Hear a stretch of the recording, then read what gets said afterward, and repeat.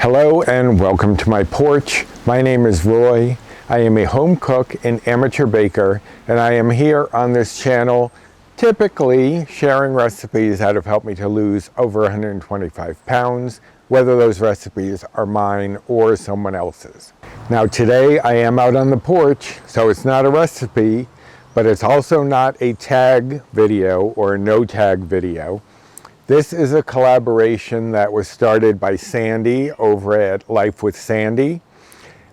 She has been having a little struggle issue with her weight loss journey, as have I, and we will get into that. And she decided to come up with a collaboration that's called My 5 Tips for a Healthy Summer Weight Loss. And I at first was questioning whether I had anything to offer because, as I said, I've been struggling a little bit the past couple of months. But before I get into that, just in case there's anyone new watching, welcome, first of all. And as I said, my name is Roy. I did do a video early on, my very first video, where I did an introduction to myself, as well as my light homemade cream cheese, 0.0 bite cream cheese made out of Greek yogurt. So I will card that here and link it in the description box if anyone wants to check that out. But I will go over quickly how I got started on my weight loss journey this time, because you know, this is not the first time. So I've always had weight issues since I was in my teens. And I would be up, I'd be down, I'd be up, I'd be down. You know, the typical yo-yo diet, up and down, up and down. I would have a good stretch for a while, then start gaining and kind of like look the other way as pounds started accumulating. Anyone else familiar with that? So about 6 years ago, I started noticing some physical issues that I was having. I would notice when I was trying to throw my recycling bin back up here on the porch from down below, it used to be easy, one throw, and then suddenly I couldn't even get it to reach the porch railing. I didn't know what was going on, thought maybe I just needed to work out a little bit more. Then I noticed I was having difficulty lifting my leg to get my pants on. Then, as I was walking, I was a teacher doing a special program at the local hospital where we were teaching special needs students job skills by putting them in internships in the hospital. And I was walking through the hospital with my coworker, and my foot would like slap on the ground, just one of them, kind of like it couldn't hold itself up anymore. And I asked him, I said, "Do you notice that?" And he did. I thought, you know, maybe it's just one of those things that I'm seeing and it's not really noticeable. But he definitely noticed that there was a problem. Then I fell down and I couldn't get back up. I had to pull onto the door handles and pull myself up. Luckily, I was near the door. But I was like, I have to go to the doctor and find out what's going on. And my first doctor told me that he thought it was just a pinched nerve in my spine. Nothing to worry about, it'll work itself out. So I went to physical therapy, tried all sorts of things to make it go away, but it wouldn't. And even during physical therapy, my therapist would notice that things were getting more difficult for me rather than less difficult. Someone suggested that I call a neurosurgeon, make an appointment with a neurosurgeon. So I did, and they said, you really should see a neurologist first. So I got in contact with a neurologist, got tested, and long story, not too short, I ended up getting diagnosed with neuropathy first. meaning that my nerves weren't working correctly to tell my body what to do. So then the doctor had me do a biopsy of a muscle over here, and I found out that not only were my nerves not working correctly, but my muscles were not working correctly either. It was very difficult for me to stand up. I was getting severe cramps all over my body at random times. My muscles were very weak. It was very difficult for me to walk upstairs, to stand up from sitting. And to make matters worse, I was at my highest 307 pounds. I knew that I had to get the weight off to at least alleviate a little bit of the effort that my body had to go through. My muscles and nerves already weren't working correctly, so having that extra weight was not helpful at all. So I spoke to my neurologist, told him I needed to lose weight, but I was having a lot of difficulty and that maybe I would be eligible for surgery. So he connected me with the clinic at the hospital. I went through all of that.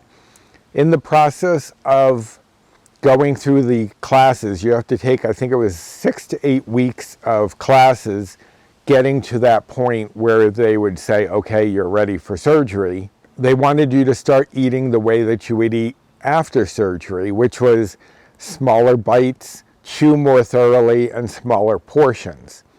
So they said, just try to do that so that your mindset is ready when after the surgery you have to eat like that so you don't cause any problems.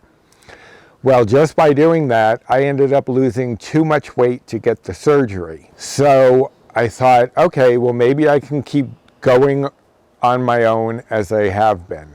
But then some of the weight started to come back on. Still not enough to get the surgery, but some of the weight started coming back.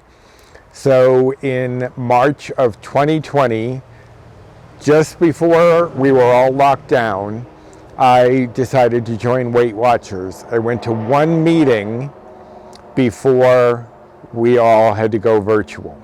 It helped, and I ended up losing. I ended up being really good about following the program, and I lost a good part of the weight on Weight Watchers, or WW. I think they're back to Weight Watchers now.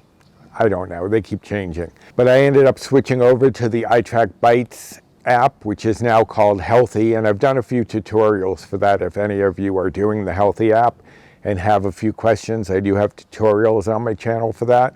But it was partly a financial reason, because the iTrack Bites, now Healthi app, was much cheaper than WW, and I wasn't doing any of the meetings anymore because they had changed it. They were canceling meetings, shifting meetings. Anyway, the virtual meetings were not really available. So I said, if I'm just paying for the app, I might as well go cheaper and switch over to iTrack Bites or Healthi. And with that app, I ended up losing the final about 40 pounds to reach my goal. And I was at goal for probably about a year.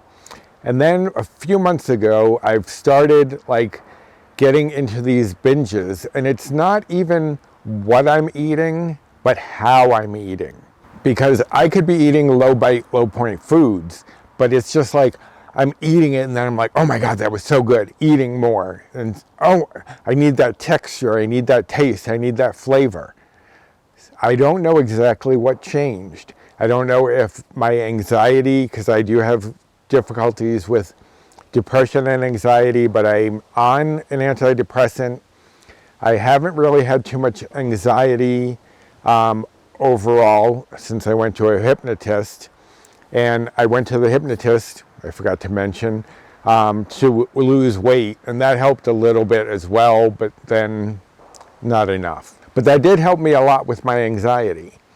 And so I don't know what happened, if I'm just feeling like stir crazy from being in the house for 2 years now. I don't know. But I ended up eating, and not constantly, but going through these binges. So I've actually picked up at the last weigh-in about another 20 pounds. So I do say in my intro that I've lost over 125 pounds, and I have.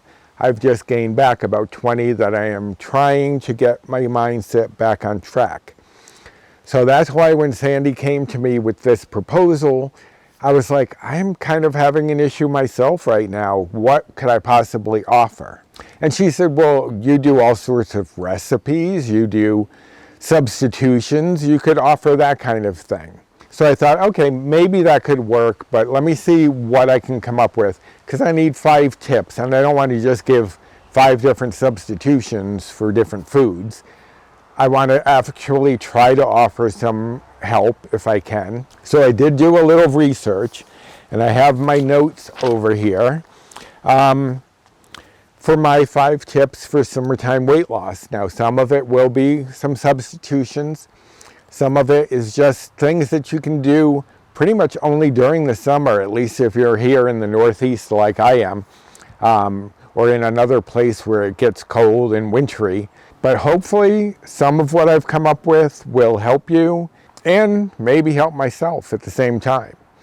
But the first thing I have on my list is to shop the farmers markets or the veggie stands, especially the farmers markets, which can be a little bigger.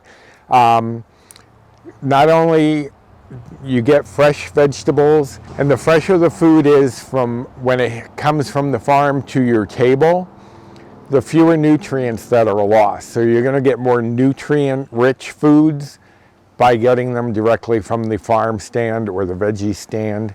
Also, a lot of the times, if it's a big farmer's market, just walking around, looking at all the booths, you're getting a little exercise in. Also, pick red foods, watermelons, strawberries, plums, tomatoes. Those red foods tend to have these flavonoids which induce weight loss according to scientists. I'm not a scientist, I'm just going by what I've read. And they've also apparently been shown to reduce the fat storing genes. So watermelon, strawberries, plums, tomatoes, red foods are supposed to be very good for not just inducing weight loss, but reducing the genes that make your body store fat. Something new I learned, and hopefully that'll help you. A lot of great red foods out in the summer, like watermelon is probably one of the biggest. And watermelon is delicious. I like it when it's nice and cold because you get that delicious chill from it. And now you get other benefits from it as well. So keep those red foods in mind. And I'm not talking about red meat, I'm talking about like vegetables and fruit. Okay, so the second tip that I have is to snack between lunch and dinner. People who snack between breakfast and lunch actually tend to eat more. And I think it's because typically there's a smaller gap between breakfast and lunch.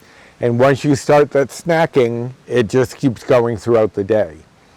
If you snack between lunch and dinner, studies have shown that those people tend to snack actually less and make better choices. And it also allows you to have like a little midday snack, break up that time between lunch and dinner, so when dinner finally comes around, you're not ravenous, you're not starving. You're like, okay, I've had a little something that can tide me over until dinner. Now I do have a couple of lists that I did videos for. One is my sweet snack list, one is my salty snack list, and I will link those down in the description box if you want some ideas for sweet or salty snacks. And I did find a list online of 40 healthy snacks that can keep you slim, and I will link that down in the description box as well in case anybody is interested in that.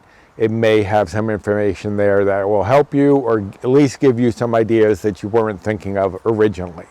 Now my third tip, especially with barbecues and that kind of thing coming up, choose the right condiments.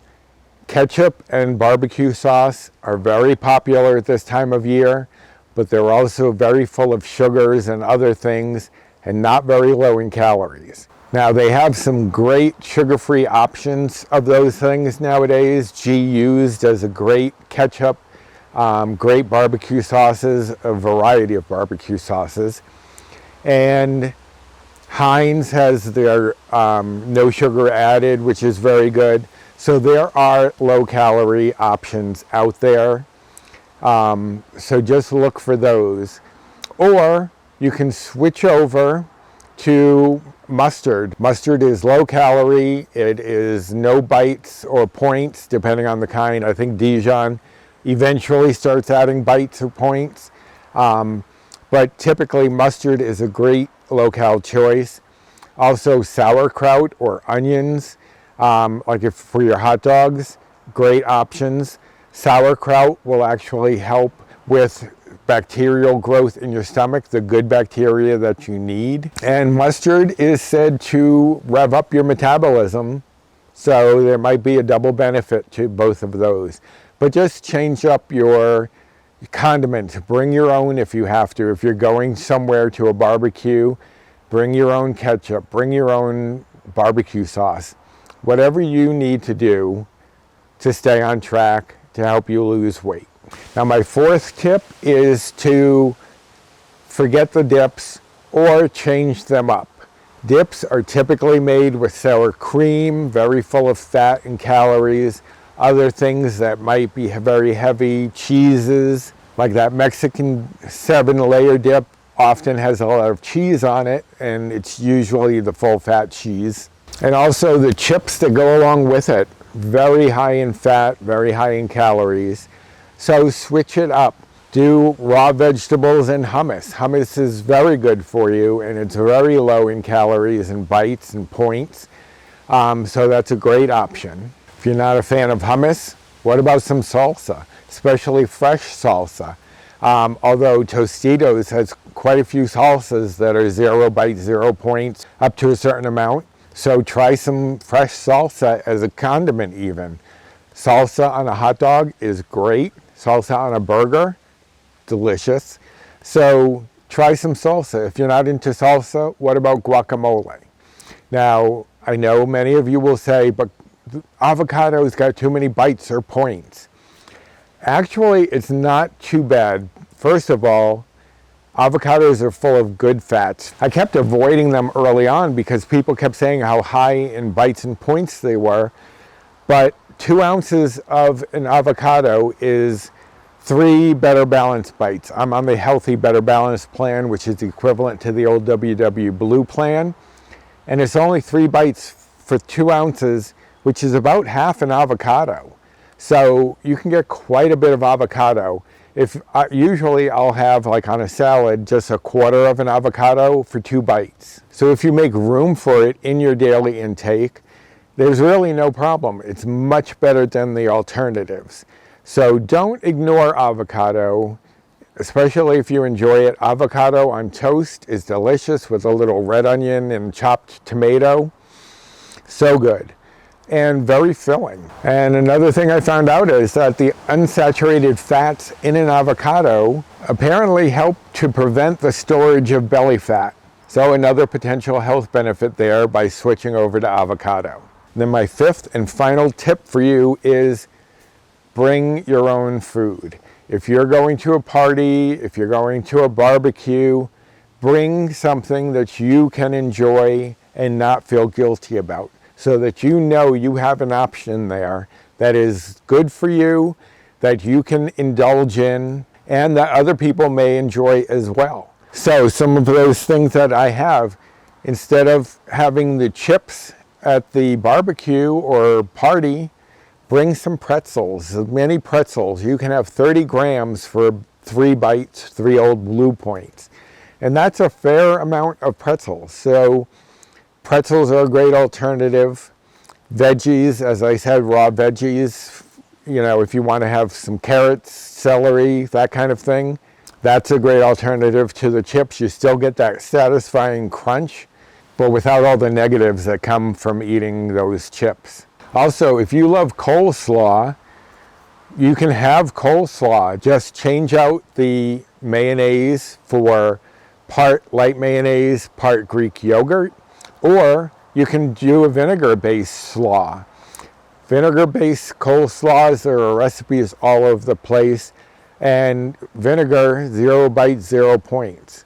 So that's a great alternative as well. You can make your own healthier dips. If you are really a dip person, you like to have that dip, you can have the dip with either the raw vegetables or the pretzels to get more of that salty crunch if that's what you're going for. But make your own with either non-fat Greek yogurt, which is 0 bites, some light mayo, a mixture of the two, depending on what kind of dip you're making. But just non-fat Greek yogurt mixed with a packet of seasoning, it's delicious. And you don't have to worry about having all the fat.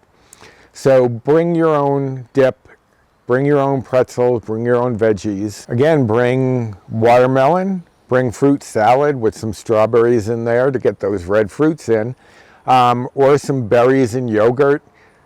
There are all sorts of options, but just bring your own food. Also, you could bring kebabs to a barbecue, veggie kebabs, chicken and veggie kebabs. Pork tenderloin is very low in bites and points, so you can do that as a kebab. Bring those with you to cook on the grill. A little soy sauce is very low in bites and points. You don't even really accumulate any until you've had quite a bit in there. So that is another option, is to bring your own kebabs.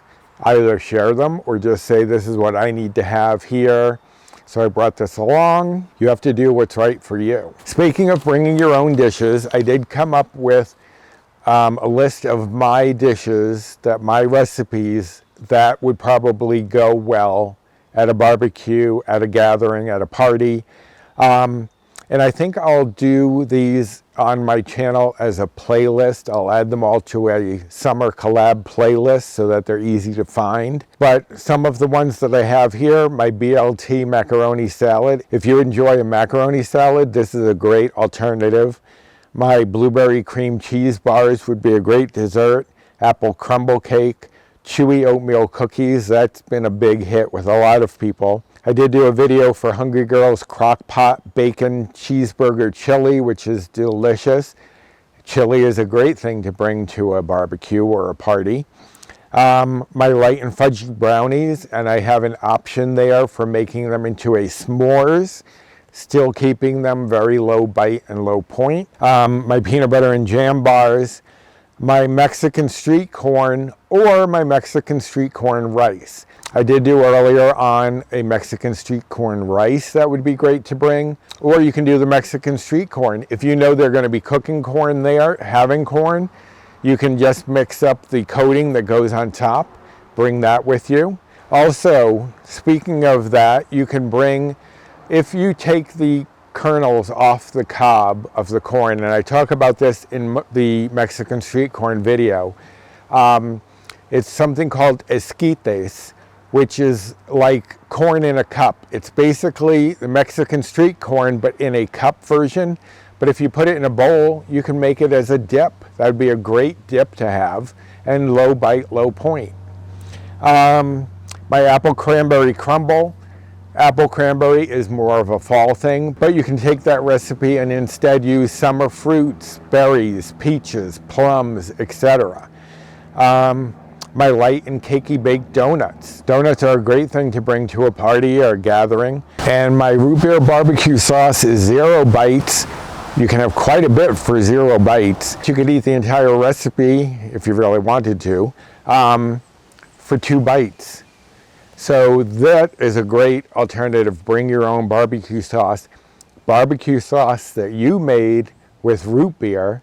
Have other people try it. They'll be surprised that it is low calorie. And I also used that barbecue sauce to make some barbecue baked beans.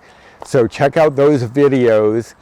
They would give you great options. And as I said, I will put those all together into a summer collab playlist, and I'll link that playlist down below in the description box. So I hope that you found some of this helpful in any way. And if you did, I'd appreciate a thumbs up. Subscribe to my channel if you haven't yet and you are looking for recipes that can help you on a weight loss journey. Share any of my videos if you think there's someone out there who would appreciate the content. And hit the notification bell for the next time I upload any sort of video like this collab, which is not a typical video for me. Also, comment down below what you found helpful with this. And if you have any suggestions that I'm sure can help other people who read through the comments, so share your thoughts down below. And as I said, I'll link that playlist down in the description box, as well as my Amazon storefront is there, my Built Bar rewards, my Fetch rewards, and my social media. Here's my Instagram handle if you'd like to follow me there. And there are 2 Facebook groups that I'm part of. One is mine, Recipes with Roy, and the other one is Finding Our Way, W-E-I-G-H. And that one I co-admin with Jennifer Lynn from the Jennifer Lynn channel, as well as Bree Coleman from Balancing Life with Bree. So join us over there for lots of great tips, tricks, recipes, support, and people. So I'm going to wrap up this video here, and I am going to go check out the others who are doing this collab with me, and I hope you will do the same. So until next time, bye.